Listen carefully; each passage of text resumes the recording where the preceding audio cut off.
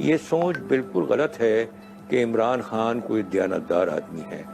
इमरान खान की सूरत हाल ये है कि उन्होंने साल से कभी अपना घर खुद नहीं चलाया।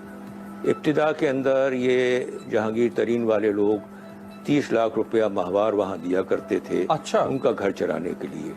फिर ये हुआ कि जी ये 30 लाख के अंदर नहीं चलेगा, 50 लाख रुपया माहवार वहाँ देना शुरू किया।